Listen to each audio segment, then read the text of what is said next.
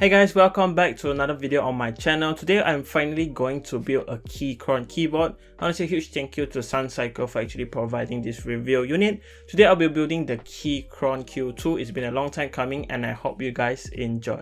So for this video, of course, I'll be building the Keychron Q2 and we will be using some of the new Tecware Pearl switches. First is the Pearl Clear linear switch. Second is the Pearl Teal linear switch. Third one is the Pearl Purple tactile switch. Last but not least, we have the Pearl Salmon tactile switch. And of course, this is my first time using these Tecware switches. I'm quite interested in seeing how they actually sound like. And for the keycaps of this build, I'll be using some GMK Katakan clones that I got from Shopee. Now let's start the build. So let's first unbox this keyboard. Again, this is the Keychron Q2 and it says it's a sleek, compact, customizable keyboard. Then of course you have the outline of the keyboard itself. The version I have right here is the one without the knob, but there is a knob version. And down here we can see it's an open source customizable keyboard for peak productivity. On the top and bottom it just says Keychron Q2, as well as the sides it just says Keychron. And on the back we have a few of the specs. We can see that it's a 65% layout, dual compatibility, has QMK and VIA support, double gasket mount design, screw-in stabilizers, CNC aluminum body, and really nice sound absorbing foam. And on the right hand side we can see the three colors it comes with: silver, blue, and of course the black version. Now let's unbox it.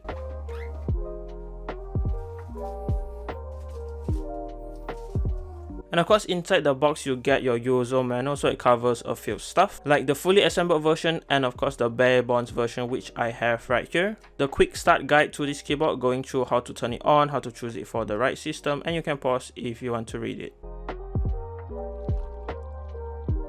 And in the box, Keychron also includes this. Make sure to put the pin straight up before inserting the switch. A little tip for you guys. And please be gentle to make sure that it's aligned properly so it will enter the socket properly. It says that Keychron also includes extra gasket strips and a few feet right here for the keyboard and a few extra screws. And of course included in the box is a really nice cable right here. So it is a Keychron branded Type-C to Type-C cable, but it comes with a Type-C to Type-A adapter right here. So if your computer doesn't support Type-C to Type-C, just use this adapter. It's really nice that it's included and it feels pretty nice. It is a braided cable and it's pretty long in length, I think around 2 meters. Now let's take the keyboard out from the box. And actually quite hidden under the box you get another quick start guide to see where all of the keys go. And you have some more at the back, just like in the one in the user manual. And on the bottom you get a few extra stuff right here from Keychron. We get a little screwdriver, a Allen key right here, a Keychron keycap puller, and the switches puller. Really nicely packed and it's quite hidden under the box. Now let's check out the keyboard itself. So this is actually my first time handling a Keychron keyboard, and of course first impressions, it feels really solid and really nice. This is the grey version that I have right here. So it's a full CNC aluminum build with a 65% layout, and the PCB right here is black in color and it's 5-pin hot swap. And the good thing is it's actually south facing LED RGBs, and that is really nice. And of course you can choose the Q2 knob version, but my version right here does not have the knob. Overall looking pretty nice on the front, so let me go around the keyboard. So on the front right here we can of course see the plate and the PCB. The plate is black in color and I believe this is an aluminum plate, and we can see the screw-in steps right here. The screw-in steps come with this teal green color and they're actually made by Keychron themselves, and they do come factory loop. This is pretty good out of the box, but I recommend actually modding them yourselves to make it sound better. On the top left of the keyboard we can see the Type-C port and the Windows and Mac toggle key, and of course the full aluminum build feels really smooth right here. And this is the side profile of the keyboard, so it does have a little slant to the top. Feels pretty good, and I believe with keycaps it will provide a very nice typing experience. Again, this is the other side. It's literally the same thing, there's nothing on it. And on the bottom again is just full CNC aluminum with no branding whatsoever. And this is the back of the keyboard. So you can see all of the screws right here, they're actually gold or brass plated. And we have the 4 feet right here to prevent it from sliding. Overall really nice and minimalist. There's actually no logo branding at the back again. Full CNC aluminum build, really nice. Now let's open it up and see what you get inside the kit.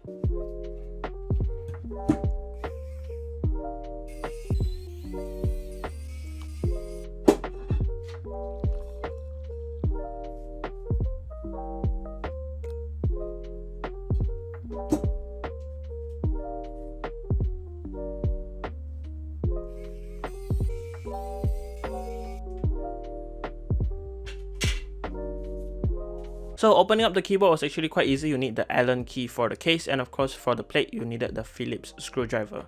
This is what the aluminum plate looks like. It's quite thick, I would say, and this is what the gaskets look like on the side. They look pretty good and they are pretty soft for these kind of pour-on gaskets. And in between the plate and the PCB, we actually get some pre-cut foam. It is pretty thick, I would say, and this does help with sound dampening in the aluminum case. And this is a closer look at the PCB itself. It's really sleek in black. Of course, it is 5-pin hot swap with south-facing RGB.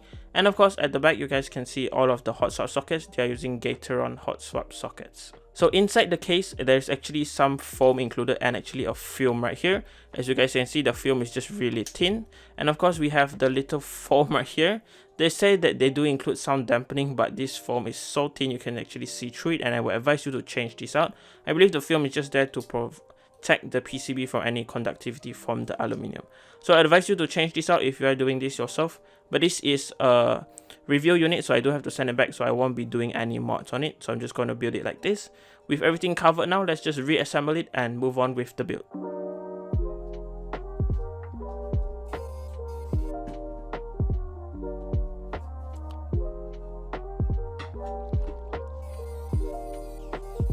With now everything assembled, we can move on to the switches. So for the switches of this build, I'll actually be using 4 types of switches, and they're all from Tecware. So each box comes with 35 switches in them, and each box costs 89 ringgit.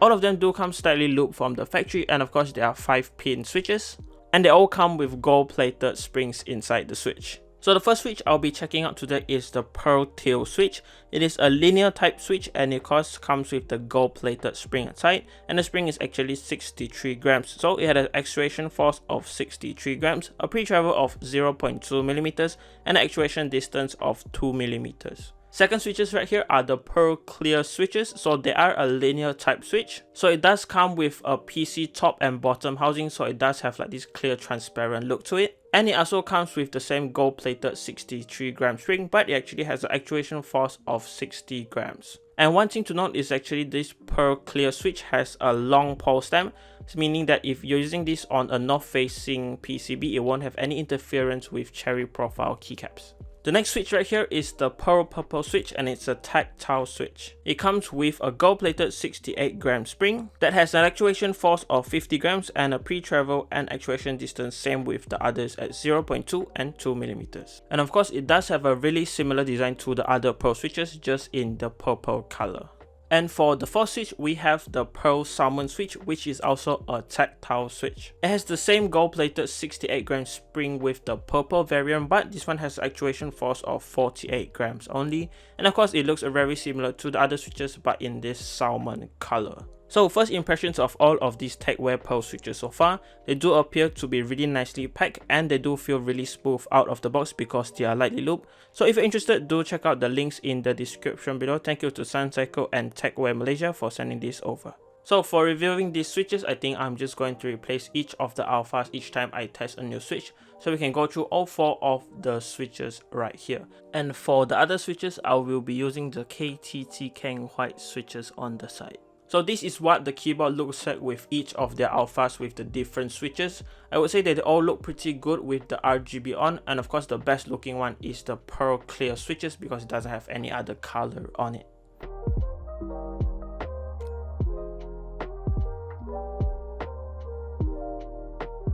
So for the keycaps of this build, I've actually chosen to go with this GMK white on black Katakan clones right here. So these are some pretty cheap imitation keycaps right here. They are PBT and they come with 137 pieces in the box, and they only cost 99 ringgit on Shopee. So these keycaps bring pretty cheap clones. They are not the best, but I would say that they have quite a good thickness, and the print on them is quite sharp, but the color is not as dark as you think. The white and black just looks good on camera, but it's more of like a darker kind of blue. But overall, these do look pretty good to me. The print is quite sharp and it does feel quite smooth.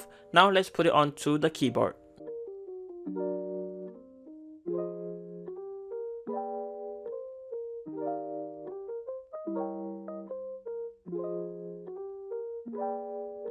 So this is what the keyboard looks like with the keycaps installed. I think they look pretty good with the contrast with the white and black on the keycaps, and of course the grey CNC aluminium on the keyboard. Now let's move on to the sound test for all of the 4 switches.